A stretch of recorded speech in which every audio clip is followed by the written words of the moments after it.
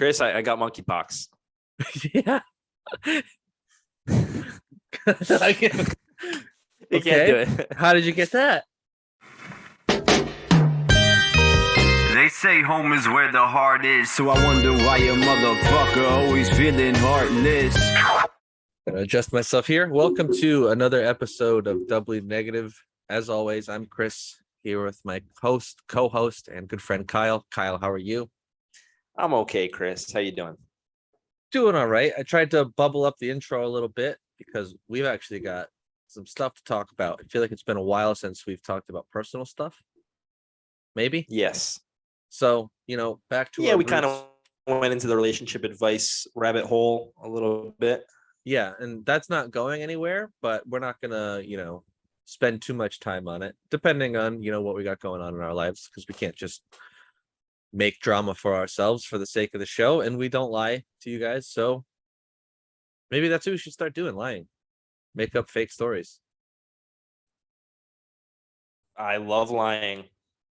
Awesome. Okay, so some of this may be true, some of it may not be.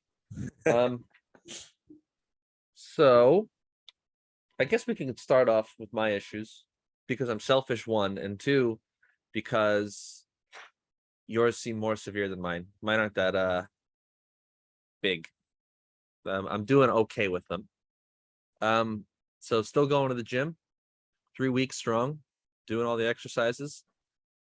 I've been hyper focusing on my body image lately, and that's been a recurring theme for me on the show. And it really bums me out sometimes when I look in the mirror. I know I'm doing things to, improve that, but I find myself being very self-conscious even when I'm at the gym. So working through it, being very mean to myself, but kind of sucks how I'm finally doing things to improve this body image of mine. And it seemingly has gotten worse, my outlook on myself. And I don't know if it's because my expectations have changed or what. Doesn't it usually work the other way? Like when you get some momentum going, you're starting to do the right things, then you start to kind of perceive yourself better. That's usually how it works for me. Yeah, so it is working like that for me sometimes, and then other times I look at myself and I'm like, oh God, like I just want this weight to be gone. I want it to be gone. And the numbers on the scale are the same, essentially. After 3 weeks doing hard cardio, lifting. I'm even Googling, is it normal to gain a few pounds when you start exercising again? The first comment said yes. So I'm gonna run with that. It's all part of the process. Well, obviously you already know this, but you got to make sure that your diet is actually, you got to make sure you're actually in a caloric deficit. That's number one. Yeah. So maybe you got to pay more attention to that, or maybe not. There is one more ace in the hole that I'll explain in a second, but you can respond to that. Yeah, I wouldn't say I'm at a deficit. Oh, then you're not going to lose weight. I'm eating less and better. But yeah, I feel like you really got to make sure you are. Yeah, I guess I should be better about that. I went to Bezos last night. I'd always say, I ate a lot. Creme brulee. Yeah, so maybe I just gotta do the second part of. I think I'm warming up into dieting, because when you're not exercising and not dieting, fuck it, this is life. You're not worried about it. I finally get back into the exercising and I'll see, hey, I'm wasting a lot of time here. I guess I got to make a change in the diet. I think that's how it usually works for me. It's tough, man. Yeah, I mean, I go through that sometimes, or sometimes I just go pretty extreme with the dieting, but that's tough. It's hard to sustain, can lead to the yo-yo shit.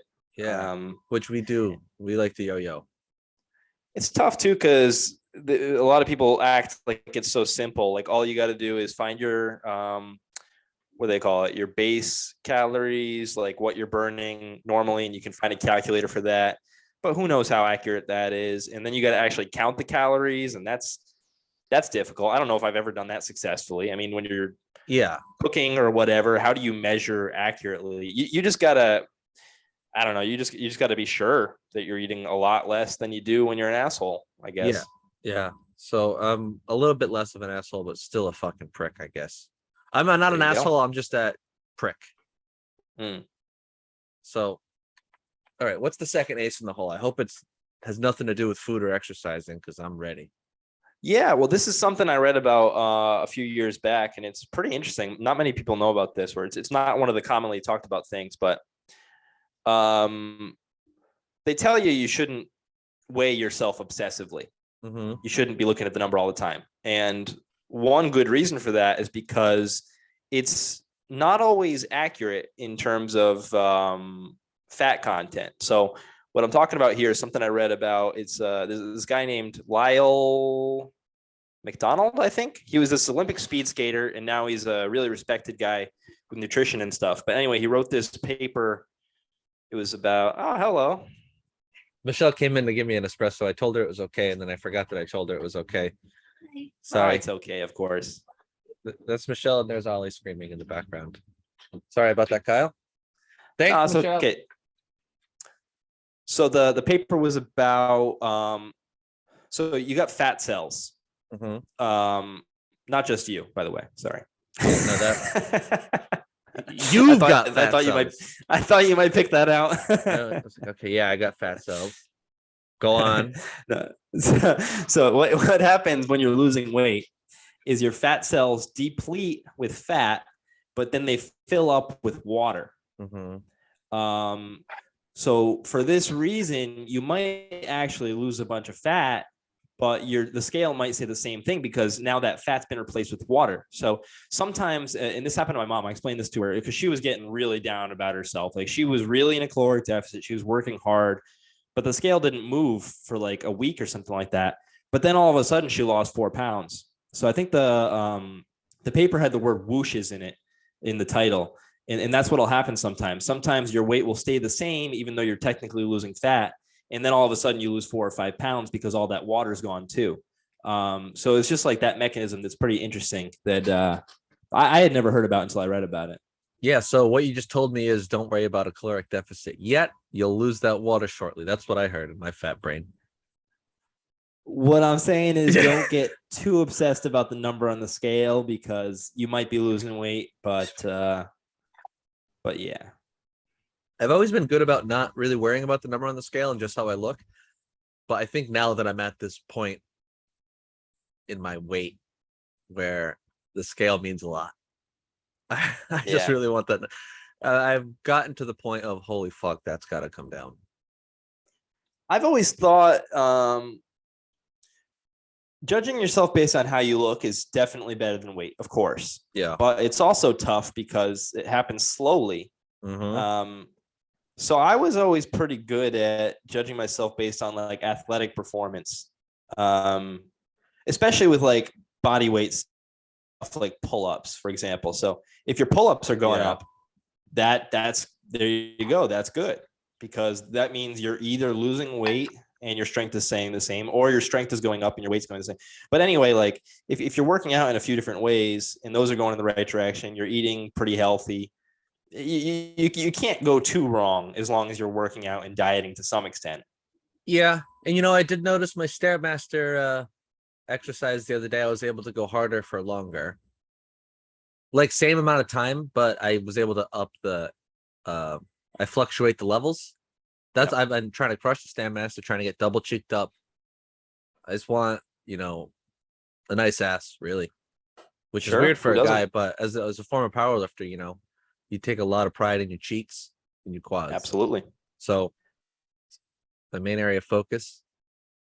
Actually, I'm pretty good about that too. I just thought of something else.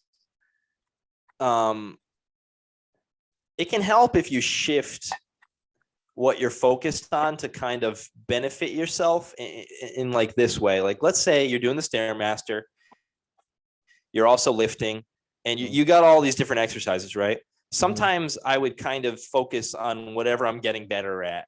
So even if I'm running and the times are the same, but my squat goes up, I would focus on that. Be like, oh, that's good, pretty good. And then maybe my squat would stay the same, but my running times get better. You focus on that, and that'll kind of keep you positive. So I guess just look for the wins where you can get them. It's a long fucking road. Yeah, and I think the first thing I'm gonna do is after I eat dinner, I'll weigh myself and then weigh myself in the morning. So I'll have that fake number in my head that I know I manipulated and use that as progress. Well, hopefully that works. I don't know. It doesn't sound too good, but You gotta trick yourself. You gotta sometimes play tricks on the mind. but does it work if you know you're tricking yourself? I'm stupid enough to make it work. I believe that. Thank you. All right, so we can move on past the weight thing. Before we go, have you been back since I know you just got over COVID and stuff and you're feeling awful, but you haven't changed the temperature once this episode. So we're already Not yet. No. but Already doing better. you're still feeling some of the stuff, some of the symptoms? I don't know, man. It's like I told you, I've been feeling down, and I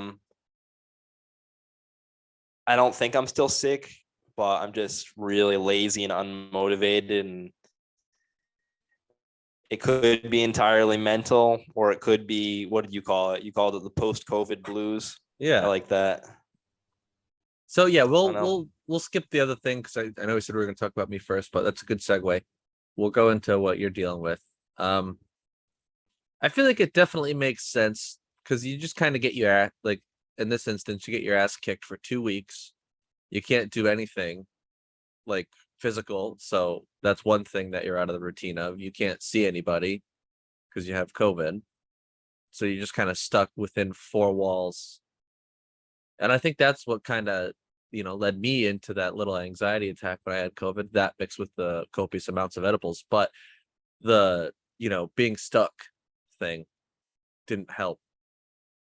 And I think that could be a huge part of it. It sucks, man. Yeah, and I think that is part of it.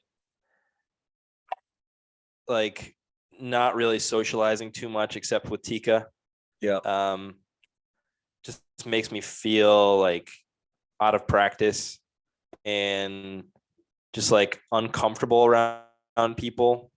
And there's this antisocial thing I got right now that I guess I kind of always got it, but right now it's kind of ramped up. Like wherever I am, I just kind of want to be away from people. Yeah. Like, I wanted to get out of the house last night, so I went to the beach, and the whole time I was just trying to get away from everybody else at the beach. And then today I went to the cafe, and I found this nice place outside. I went and took a shit, and then I come back, and there's a bunch of people around me. I'm like, damn it, just want to be not around people, and it sucks. It's uncomfortable. Yeah. So is the reason why you want to be away from people, because it's not like you know these people, is it because you have a fear of interacting with them, or being around people is genuinely infuriating you or making you anxious? Kind of both. I don't know. The best example I can give is just buying the coffee at the register at the cafe today. I definitely felt anxious with the cashier, just like out of practice socially. But then the other way is like when I was outside and then there's people around me, they're not doing anything to me. They're just doing their own thing. But even them being next to me, like I can hear them talking, it was like irritating. Yeah. So it's like social anxiety, but also, I don't know, this is really bad mixture of just like, I want to be totally alone. Social disgust. I just want to go in the woods or something, just be by myself for a week. Yeah, you're going to tell Tika you got to go back to that place you were at like 3 weeks ago, where you had to cross a bridge that was broken. That's the kind of, maybe that's why you're even more like this. You really enjoyed not being around anybody. You are a guy that likes your private time. You were just at a place where, there wasn't a lot of people around. That was not English. I lost myself. There's no was a lot of people around. No, you're right. I told her last night I missed, I had this, I was missing this place we were staying at, one of the first places we stayed at last month, and it was super secluded and peaceful. And I missed that place.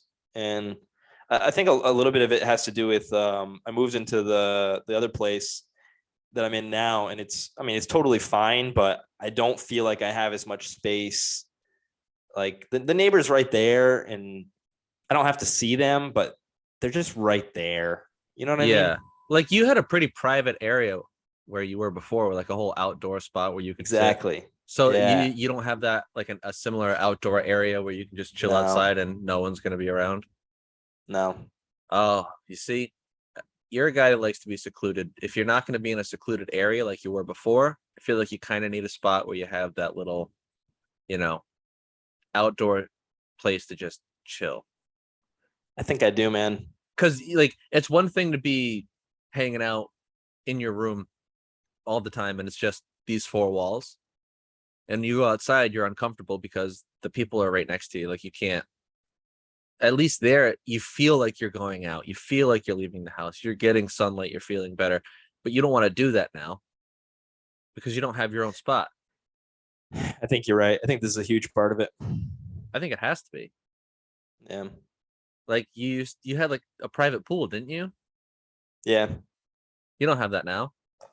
I'm gonna have to shell out a little bit more money, I think. I was attracted to this place because it's just so cheap. But yeah, I think that's a requirement for me.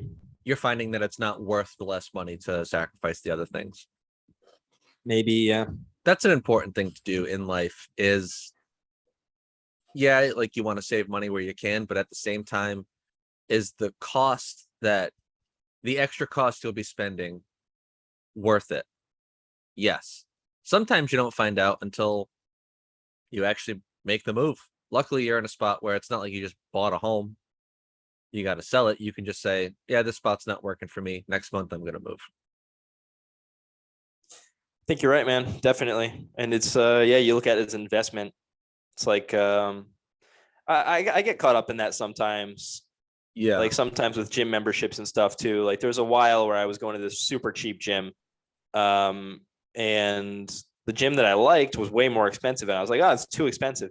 But what does that really mean? Why did I have that mental block? Why was it too expensive? It wasn't like I could afford it. It was just more expensive, but it was worth it. It's easy when you find, oh, I can get something similar for half the price. Yeah. Okay. That's why Planet Fitness is so popular. It's not just you. Everyone has that shit. So do you think you moving out of that place might have Tika questioning your motives to moving out of the place now that you guys are so close? You know what I mean? I feel like you're not living together, but it's almost like you're moving out. Does that make sense? Yeah, no, it's definitely coming to my mind because I've been thinking about it for a little bit, but I haven't talked to her about it. I guess because I wasn't super decided, and I'm still not 100% decided, but yeah. But I haven't brought it up, and that definitely entered my mind. But she'll definitely understand, especially with the rationale that we're talking about. Like it makes sense. Yeah, I feel like you should talk about it before you're 100% decided. Kind of have a back and forth because you are in a relationship. It's not always going to be all about you. You gotta give and take with your partner. I know you're not married, so maybe I'm looking at it through like the lens of you guys are married, because that's all I know now. I forgot everything else. But having an understanding to make sure it works for both parties involved, and being aware of how it'll affect her and why, why is he moving? I know that would, if I was in her shoes, I would probably be like, is it because he's too close to me? Like, you got to make sure you're just reassuring her. Like, it has nothing to do with us. It's just mentally, I need the space. I feel like my brain's not working well too. Like just being in this lower state, I just feel stupid. The COVID fog is fucking real, dude. Yeah. It's real. Like now I don't know if it's because like I'm stoned or if it's like, oh, is this COVID? Okay, you just feel like you're not there. Speaking of COVID. Great segue. So I need to be as vague as possible. I didn't work this out in my head. So this is a little Is that even possible? How are you going to do this? Well, no, because we're going to spin it into, realizing friends' faults and then cutting them out rather than trying to fix it. Okay. Yeah, so, fuck, dude, I don't know how I'm going to do this without being obvious. I really should have worked this out in my head beforehand. But let's just say I had someone saying things about me that weren't true, blaming something on me that wasn't my fault. Didn't know this was happening. They kind of said it like as a joke within our friend group. But we all laughed because we knew it was so stupid. Come to find out, this person's telling people outside of the group that something is my fault, and it is not my fault. It was clearly his fault. Everyone involved knew it was their fault. Is that as undisputed as you're making it right now? 100%. So that he knows there's no way he could actually think that it's your fault. There should be no way, but you know how he works, or she. Definitely not she. But you know how that brain works. Okay. And he or she could convince themselves that anything is true. And I've seen it happen when multiple people knew something was not true. I don't think he or she listens, so good. And now you're saying, as a result of this, you want to cut him or her out. Or they. Or they, yeah, right. So it's not even like a cutout. There's not going to be this big thing. It's just going to be me putting a little distance. Don't need that garbage. Now, he, she, or they, do they even know that you've had this this reaction to the situation? No idea that I know. But this is one of those things. Yeah. This is the type of person where they will dig their feet in and they will not change their mind. And this is a recurring thing. Who knows what else is being said in other situations that I'm involved in that he's saying to other people that aren't true. Who knows? This is just the one I found out about. So you don't think that communicating is even worth it? No, it doesn't. I wouldn't change a thing. Okay. Not a damn thing. And I think being able to recognize that in people and not hang on, like, you know, when like, oh, we've been friends for a while, I can't like just not hang out with them. Because I've seen people struggle with it. Like, so I had a friend telling me about a group chat they were in, and everyone, they've been friends for so long, but they always put this one person down over and over again because they don't want to see him succeed. And that's the God's honest truth. I've seen some of the stuff they say, and it's just rude. And it's like, why do you still talk to him? It's like, well, you know, my brother's in there, and well, why is he being an asshole? Why is he putting you down over and over and over again? Like, genuinely, like, those not the type of people you want to surround yourself with. You have to be able to cut bait with people, regardless of how close you are with them, if they're doing something that's that shitty and affecting you negatively. Yeah. Yeah, man. Definitely. As a 31-year-old, you don't have time for that. I got to work. I got a wife. I got a dog, working on a kid. I've got friends that genuinely care about me. Genuinely nice people. I'll spend my time with them. I'm not going to accommodate some fucking asshole. And this is someone that I do favors for all the time. Like, oh, hey, can you do this? I need this. And, you know, hey, this isn't working. Can you give me some tech support? Like, always the first. Yeah, whatever you need. How would you react if he approached you and said, hey, what's going on? How come you've been so distant lately? I would say something. Yeah, I would be like, you know, but this is a situation where someone else told me, and that if I tell him, then it'll be obvious that that other person told me. That would be a problem? Yeah, I kind of don't want to throw them under the bus unless I get their blessing. Okay. So that's something I would want to do first. See, good person, taking other people into account, how this situation will affect them. Let me check with them, see what I can do. Yeah, I'm sorry you're dealing with that. It sucks. There's another thing there, though. Why am I always putting other people's wants and needs before mine? Why am I letting what this other person says I can do about the situation? Because it'll involve them if I do say something, but that's me putting, you know, their wants and needs first. I feel like I very rarely say, well, I really want to do this. I'm gonna do that because it benefits me. Yeah, I got that too. I think I people-pleasing. would have the same thought as you. Like, oh, I'm not supposed to know that. I don't want to throw them under the bus. I think I would probably do that same thing, but you got to weigh that against how much you actually would want to have that conversation and potentially throw someone under the bus.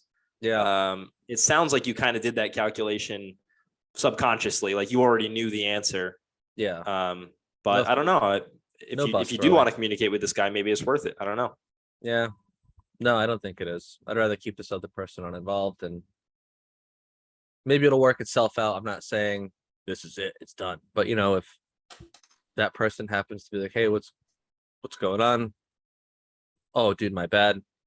I just said that because blah blah blah blah, which would probably also be a lie, but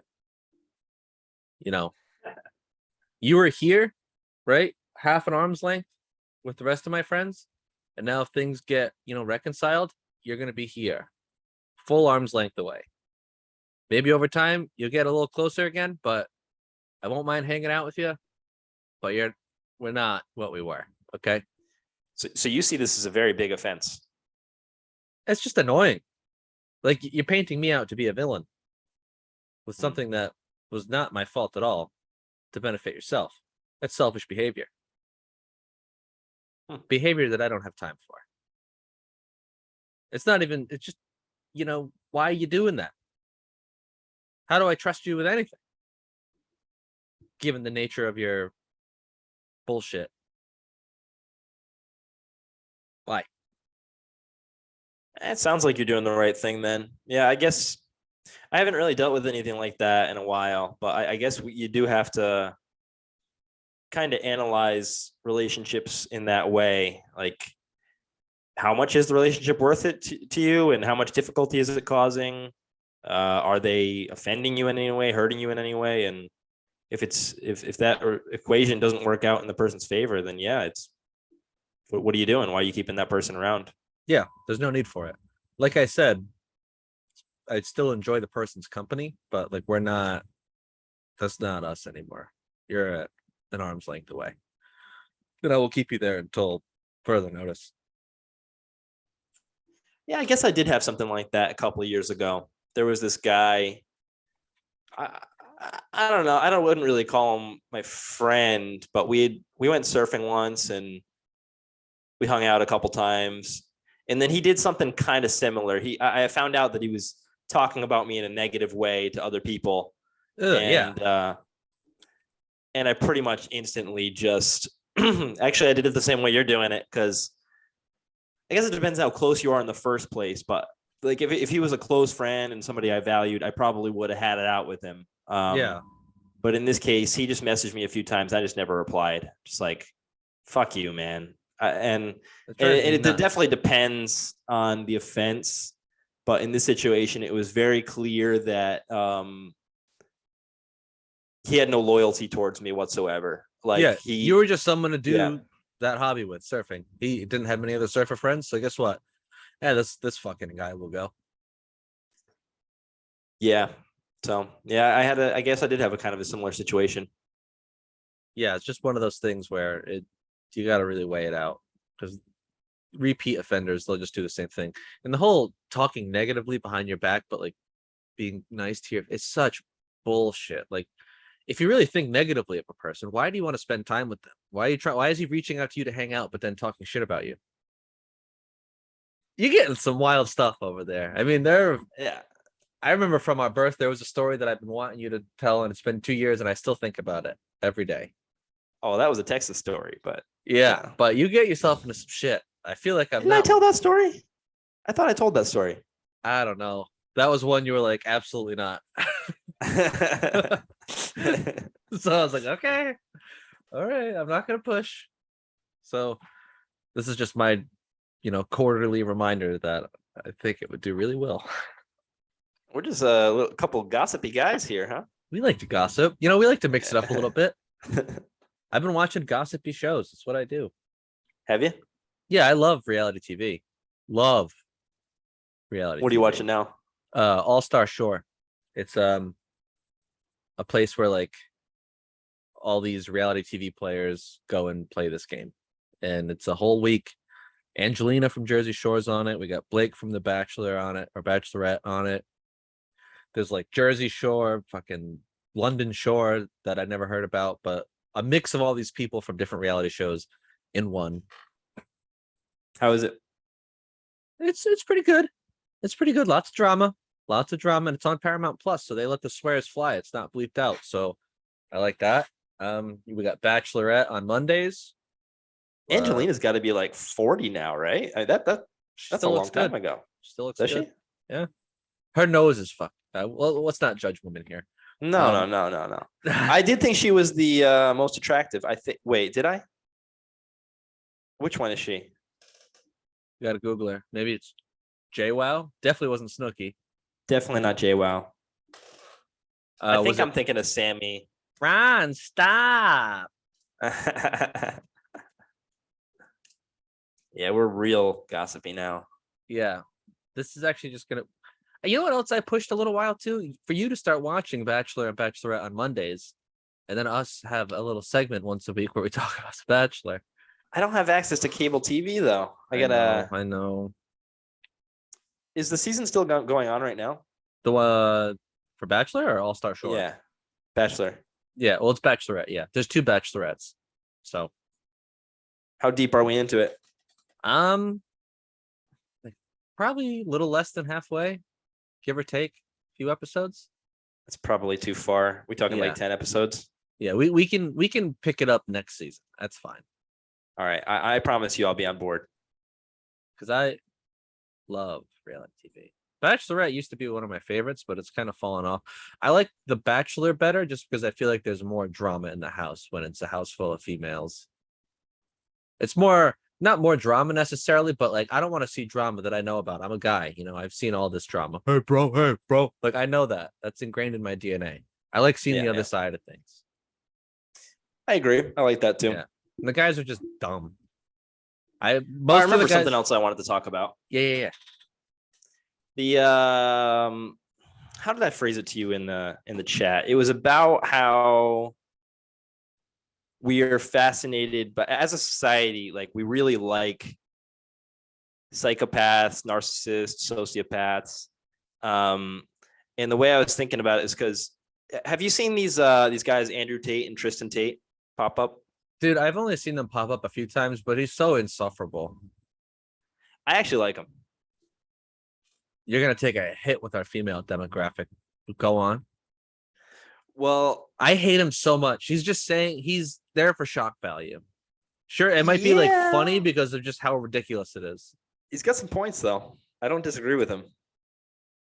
So did Hitler. No, I'm just kidding. Cut that out. No, that was a bad. But no, so no, he is extremely outspoken. He's got extremely strong opinions, and he's getting really, really popular on the internet right now. I wish he wasn't. People like that need to. Yeah, and I saw them. They're brothers, but usually we're talking about Andrew when Tate's come up. I didn't know he had a brother. I've only seen the other guy. That's just fucking annoying. Sorry. He's like Gary Vee to me now. Well, there's another example there too. But anyway, I was I saw some videos of that. I went down this rabbit hole. I was watching the Tates a little bit, and then on the related video, I saw Jordan Belfort, the Wolf of Wall Street. Mm-hmm. And I just started thinking, like, why do these guys succeed so much? Why do people love to listen to these guys, watch these guys? And I don't know. I just thought it was an interesting topic because, like, Catch Me If You Can, Wolf of Wall Street, all these characters that are basically criminals, scammers, con artists. They don't give a fuck about anybody but themselves, but we really admire them as a society. And I wanted to maybe open something up if you have any thoughts. I just want to make one point before. I like how it was like, you like this narcissist. Maybe you would love to listen to this narcissist. Yeah. Yeah. As a matter of fact, I would. Yeah. I think it just has to do with people wanting to have a little bit more of that in them. Like the confidence to just be like, fuck it, I'm going to do this. I'm giving it a shot. And it doesn't even need to be on such a large scale of like Catch Me If You Can. fucking genius, dude.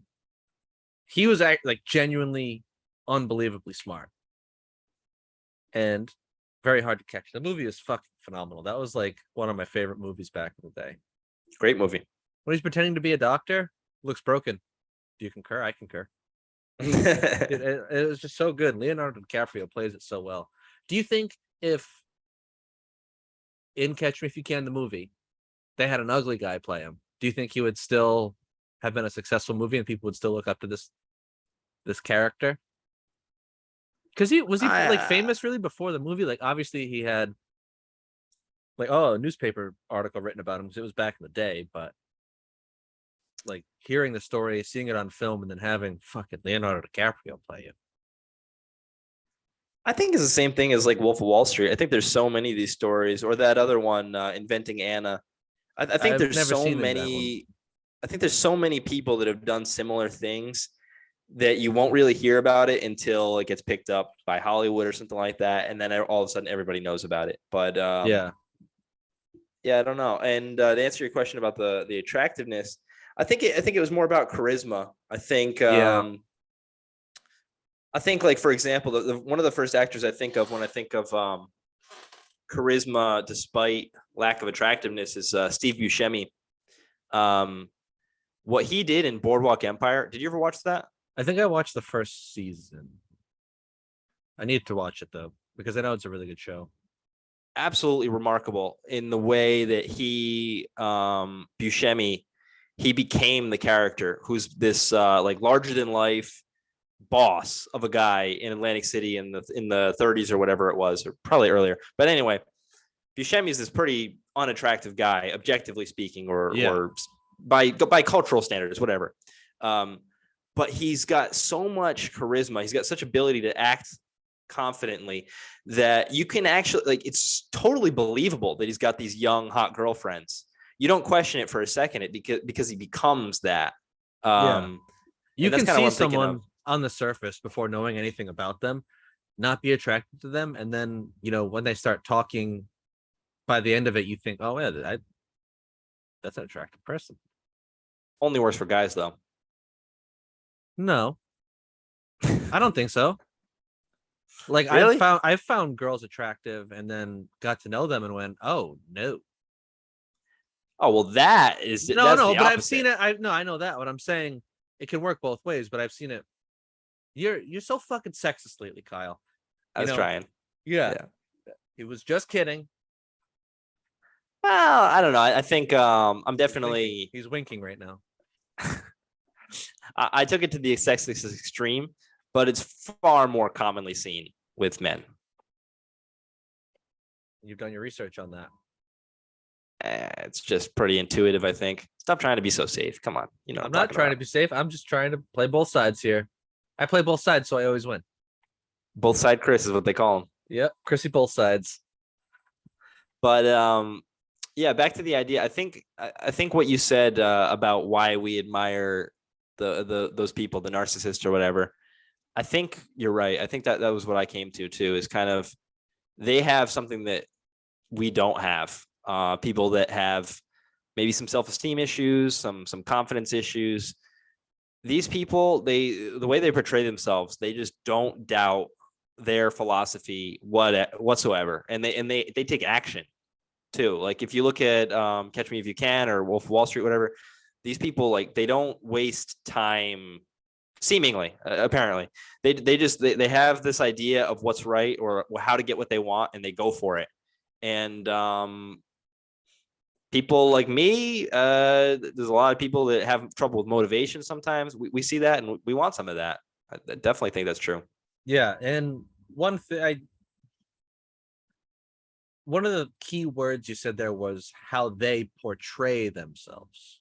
Do you think the people that are portraying themselves, obviously it's going to be different case to case, do you think they're putting on a little bit of a facade at all times? Definitely. Yeah. Depending on who you're talking about or whatever disorder they've got, I'm not super knowledgeable about like narcissists and stuff, but from what I understand, it is a facade. Yeah. And we know that, but we still kind of want a little bit of what they have. Mm. Isn't that kind of, I don't know, weird? We know they're being fake. We wish we could put on that same mask, I guess. Yeah. But I mean, for me, I'm as raw as real as it gets, baby. I don't fake things. I'll fart in front of you. I'm not cool. I got a bad hairline. I'll point it out. But I don't want to be that fake guy. So I kind of want the real thing of what they're faking. Because there is a You're happy right. medium, I feel. It's not I had always that thought too. Yeah. Yeah, when you've got that persona, especially publicly, you're not free to tell the 100% truth if you're not. Yeah, if you're suffering from a lack of motivation or something like that, you got to hide that. Yeah. Like any super motivational self-help person or somebody who presents themselves like that, they kind of have to uphold that. I was actually thinking about this in terms of like therapists and stuff too, and I was thinking, I wonder how many therapists don't feel free to be honest about their own mental health. Because I need to be the one that's helping you fix yours. Exactly. Yeah. And that made me think, like, I wonder how much of that's going on. Are you going to buy a self-help book if the guy's like, fuck, I'm depressed, and he tweets that out? Here's my book. Hope it sells Right. well. No, of course not. No. You got to put that on to sell tickets. And isn't that what, I mean, there must be a lot of therapists doing that too. Like you go see them and they're going to pretend they're good because they have to. Right. But yeah. I feel like we're in an area now where therapists can be more comfortable being open about how they're feeling. Whereas before, when therapy was kind of taboo and it's like, you got something wrong with you, therapists were told, okay, you need to know how to fix this.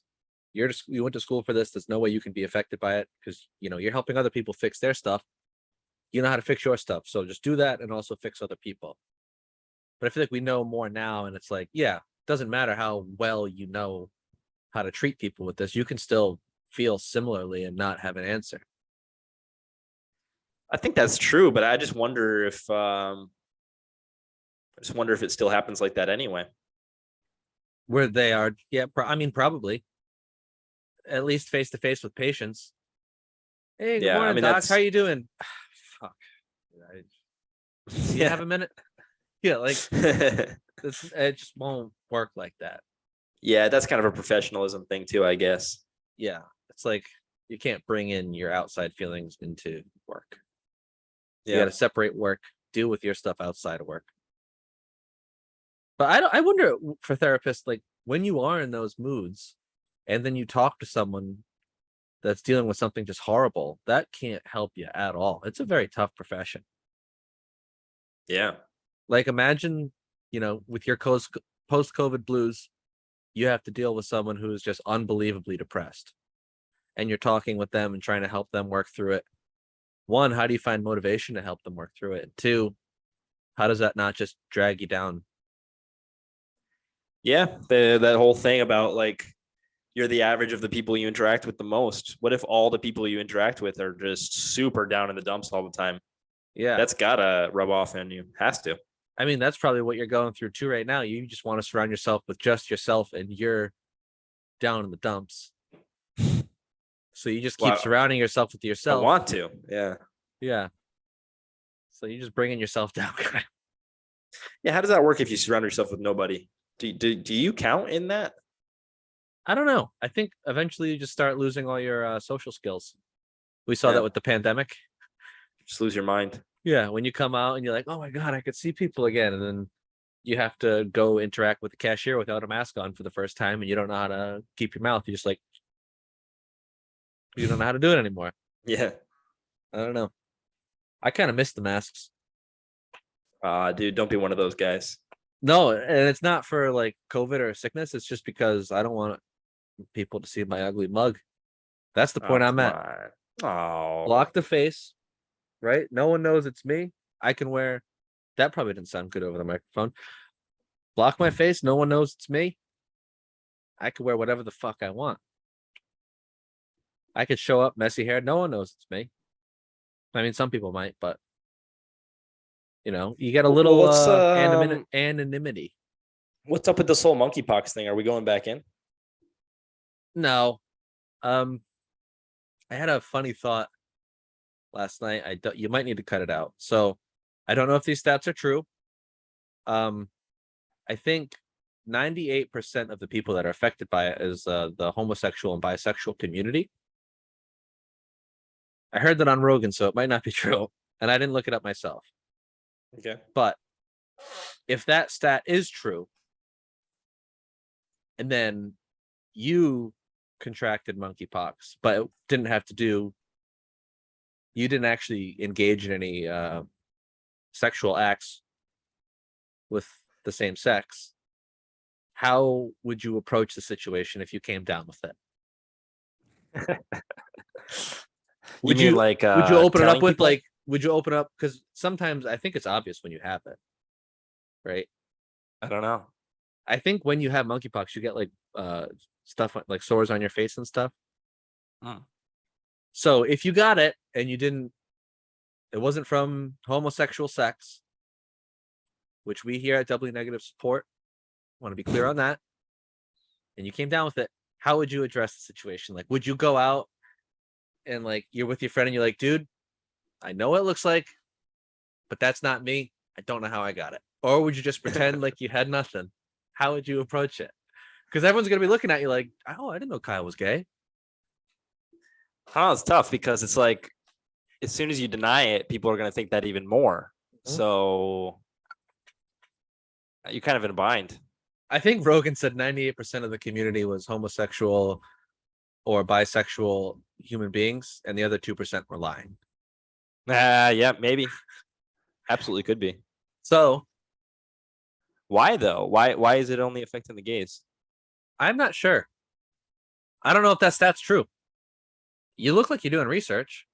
I googled it and I saw a lot about homosexuality. Yeah. Okay. I don't know. So I don't know. I don't know why, but I was curious as to how you would address the situation if you got it, being a straight cisgender white male. Should we practice on it? What do you mean? Like All if right, we so were let's to say- get it? Well, no, let's say we just started the podcast right now. Yep. And say, Chris, I got monkeypox. Yeah. I can't. You can't do it. How did you get that? It wasn't what you're thinking. I don't know. Yeah. How do you do that, right? You just don't do video for like a couple weeks. Like, oh, my camera's broken. I don't know what happened. But like, as far as like going out in public, do you just get ahead of it, or do you just? All right. No. Let's try again. Okay. Chris, I got Welcome to monkeypox. Doubly Negative. Okay.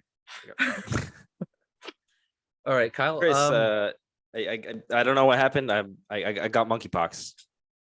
Are we leading towards some breaking news on the Doubly Negative podcast? I got monkeypox. I don't know. I want the world to know. No, Chris, I'm not. Oh, I got a girlfriend. I mean, I don't know. Not that there's anything wrong with that. Yeah, but it's not your preference. But would you believe me? Be honest.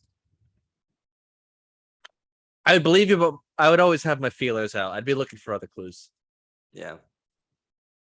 I'd wait for more information. I'd watch the data and be like, oh, okay, maybe he was telling the truth. Chances are he wasn't.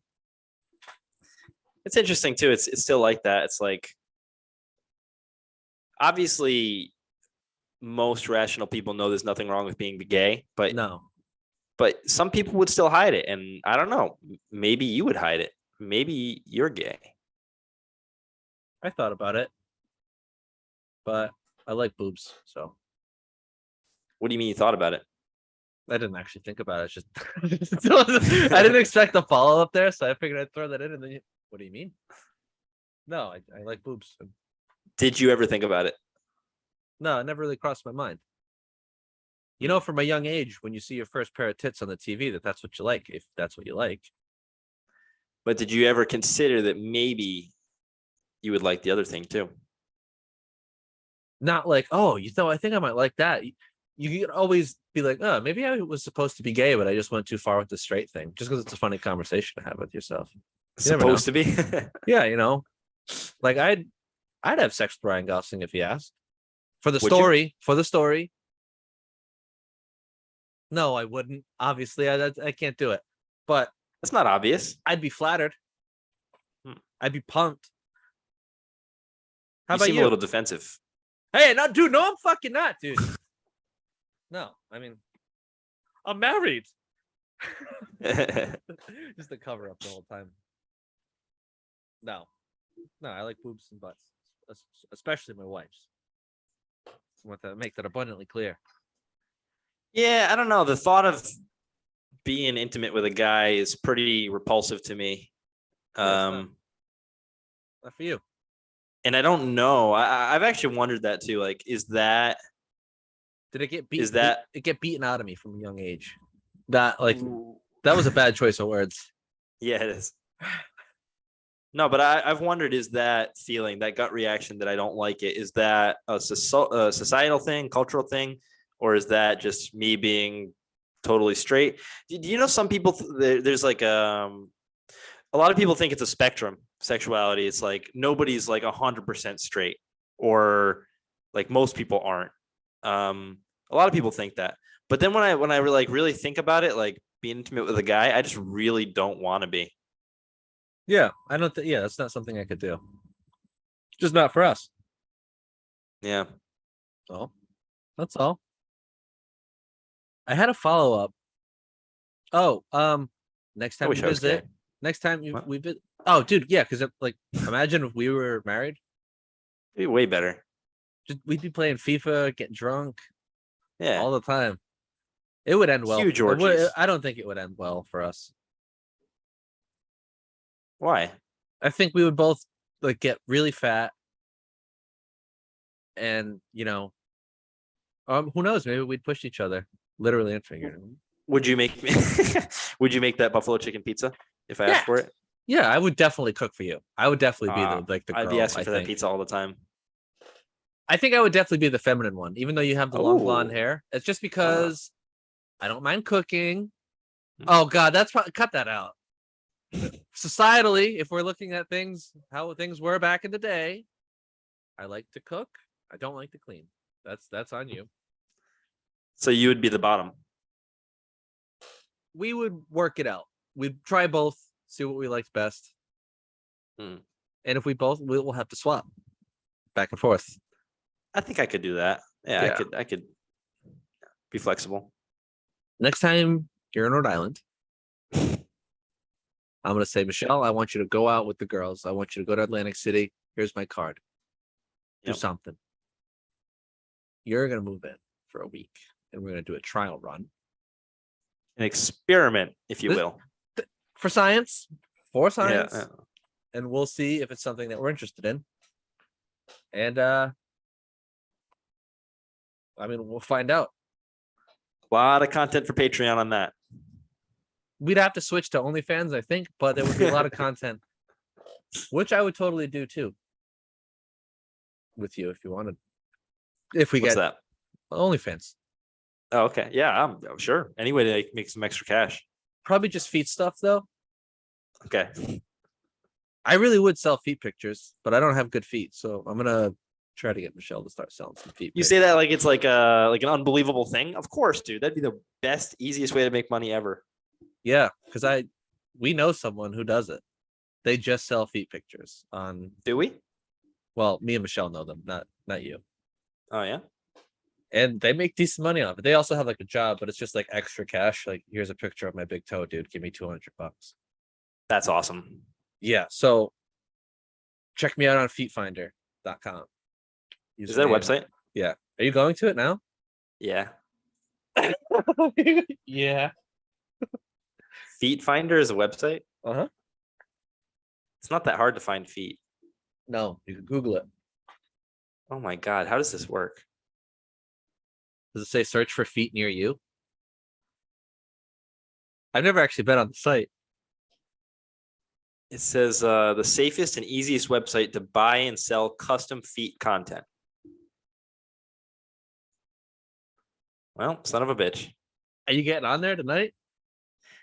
They actually my internet blocks it. Wow. So I'll have to use my VPN after we get off. But yeah. After we get off, you're gonna get off. Speaking Speaking come of, on. I got something brewing. The espresso is coming out now, so we gotta wrap this Okay. up quick All right. before I mess up my chair. Let's do it. Thank you all for listening. Kyle, I hope you feel better. I feel better Thank after talking. Do you feel better after talking? A little bit. All right. Great. Follow us on Patreon, Instagram, all that. Bye. This is life being bound to love.